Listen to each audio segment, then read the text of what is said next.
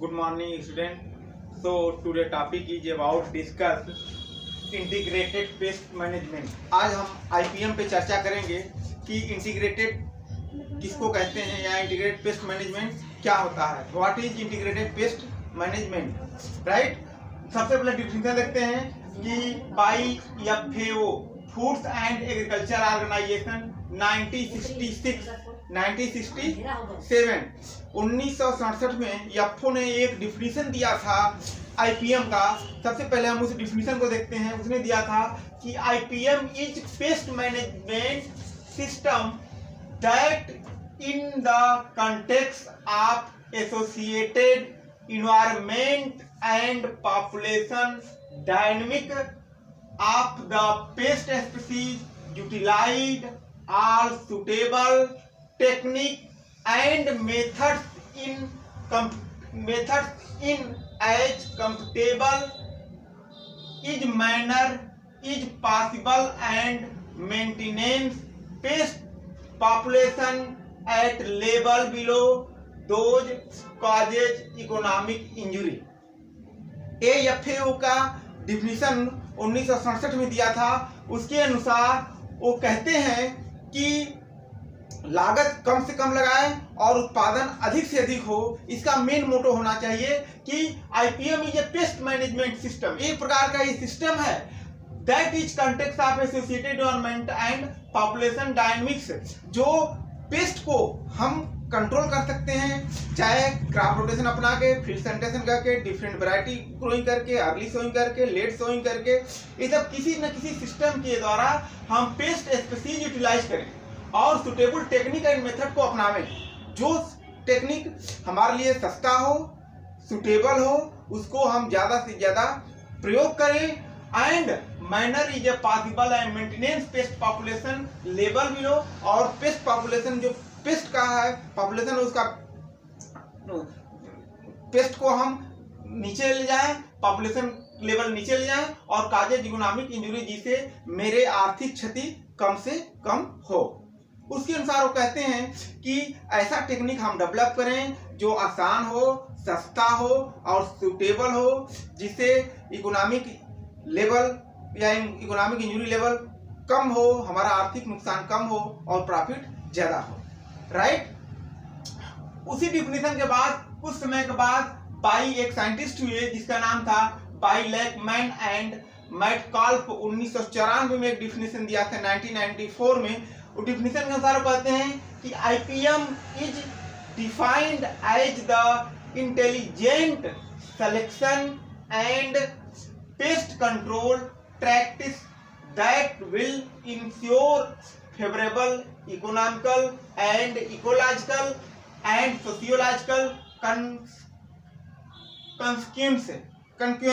वो कहते हैं कि लैकमैन एंड मैटकाल्फ 1994 में डिफिनीशन दिया है. वो कहते हैं कि आईपीएम वह स्थिति होती है जिसमें सिलेक्शन, फेवरेबल कंडीशन, पेस्ट को कंट्रोल करना और इकोलॉजिकल तथा सामाजिकल दोनों तरह से मैनेज करना, जिससे आपकी क्रॉप ज़्यादा से ज़्यादा हो सके, लॉस कम से कम हो या प्रॉफिट ज़्यादा से ज़्यादा हो. कुल मिला के उनके कहने का अनुसार दोनों डिफिनीशन का अगर हम निचोड़ निकालें तो ऐसी टेक्निक डेवलप करना कि जिससे लागत कम से कम लगे और उत्पादन ज़्यादा से ज़्यादा हो, या फिर इकोनॉमिक इंजरी लेवल हमेशा डाउन हो, आर्थिक क्षति डाउन हो, राइट. अब हम चलते हैं हिस्ट्री ऑफ आईपीएम. इतिहास इसका, आईपीएम का इतिहास देखिए. शताब्दियों से हमारे देश में खेती होती चली आ रही है. लोग नए नए टेक्निक से खेती करते चले आ रहे हैं. पहले अगर हम इतिहास उठा के देखें तो स्वतंत्रता के समय या देश आज़ाद होने के काफ़ी समय तक लोग फर्टिलाइजर का प्रयोग नहीं करते थे. लोग गांव में गोबर खाद, सड़े गले खाद्य पदार्थों को यूज करते थे, पुआल को यूज करते थे. उसी से पैदावार बढ़ती थी. धीरे धीरे उसका स्वरूप बदलता गया, पॉपुलेशन हाई होता गया और उसके अंधाधुंध दौड़ में लोग फर्टिलाइजर को यूज करते गए. स्थिति ये आ गई है कि इस समय प्रोडक्शन का लेवल बढ़ तो गया, लेकिन हम जो भोजन ले रहे हैं वो सिर्फ पेट भरता है, बहुत हेल्दी नहीं होता है. इस स्थिति को देखते हुए हमारी भूमि ऊसर होती चली जा रही है। लेकिन अब साइंटिस्टों ने सब लोगों ने सोचना शुरू किया कुछ ऐसी व्यवस्था लागू की जाए जिससे उत्पादन भी हमारा बना रहे और हमारी धरती माता भी स्वस्थ रहे। उसके लिए आजकल बड़े पैमाने पे बायो शब्द का यूज किया जा रहा है। बायो फर्टिलाइजर प्रयोग करिए, बायो इंसेक्टिसाइड, बायो पेस्टिसाइड या बायो फर्टिलाइजर या बायो एजेंट, ये सब बायो टर्म जो यूज किए जा रहे हैं कि उत्पादन भी हमारा बरकरार रहे, मेंटेन रहे और लास्ट जो धरती माता का नुकसान हो रहा है वो भी कम से कम हो। अब इसका इतिहास बहुत पहले से शुरू हुआ IPM का, जिसमें सबसे पहले एक साइंटिस्ट हुए Michael Baker and Bacon in 1952। 1952 में माइकल बेकर एंड बेकन साहब ने coined the term integrated control. उन्होंने एक शब्द दिया इंटीग्रेटेड कंट्रोल को, बेकन साहब ने 1952 ईस्वी में इस टर्म को दिया था इंटीग्रेटेड कंट्रोल, जिसको कहते हैं समन्वित। इंटीग्रेटेड मींस क्या था? समन्वित या एकीकृत कंट्रोल। उसके कुछ समय के बाद स्टर्न एट al 1952, उसके बाद एक साइंटिस्ट हुए स्टर्न 1959 में, उन्होंने डिफाइन इंटीग्रेटेड कंट्रोल को डिफाइन कर दिया। जो इंटीग्रेटेड कंट्रोल इन्होंने दिया था उसी को डिफाइन किया। वो कहते हैं कि application pest control which combines and integrated biological and chemical control. कहते हैं कि अप्लाइड पेस्ट कंट्रोल को अप्लाई करिए, कुछ ऐसा स्प्रे करिए कि जिससे पेस्ट को कंट्रोल हो सके। उसमें कॉम्बिनेशन जैसे हो बायोलॉजिकल भी हो और केमिकल, दोनों कंडीशन को हम अप्लाई कर सकते हैं जिससे पेस्ट को कंट्रोल किया जा सके। कुछ समय के बाद गैगियर गैगियर 1966 ईस्वी में उन्होंने coined the term pest management. देखिए इसके पहले तक अभी इंटीग्रेटेड कंट्रोल हुआ करता था, लेकिन उसके बाद पेस्ट मैनेजमेंट का नाम दिया गैगर साहब ने 1966 ईस्वी में, राइट। 1966 में उन्होंने पेस्ट नाम दिया और उसी को काउंसिल ऑफ एनवायरमेंटल क्वालिटी, जिसको हम CEQ कहते हैं, 1972 में दोनों को मिलाकर इंटीग्रेटेड कंट्रोल को और पेस्ट मैनेजमेंट को उसने नाम दे दिया, give the term IPM, integrated pest management. उन्होंने जो CEQ ने नाम दिया 1972 में, उसी को कहते हैं IPM, integrated pest management, right. अब नीड्स ऑफ IPM की क्यों आवश्यकता पड़ी, उसकी क्या आवश्यकता है, क्यों आवश्यकता IPM की पड़ी? तो उसके डिफरेंट नीड्स हो सकते हैं, डिफरेंट एम हो सकते हैं। नीड्स में फर्स्ट पॉइंट है कि development of resistant in insect against insecticide. हम ऐसे रेसिस्टेंट वैरायटी को डेवलप करें जो इंसेक्ट के प्रति रेसिस्टेंट हो, या फिर इंसेक्टिसाइड का प्रभाव उस इंसेक्ट पे पड़े जो ऑटोमेटिक किल कर जाए। दो कंडीशन हो सकते हैं, या इंसेक्टिसाइड का प्रयोग कर सकते हैं, दूसरा रेसिस्टेंट वैरायटी उगा सकते हैं।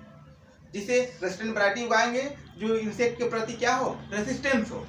नंबर 2 है outbreak of the secondary paste.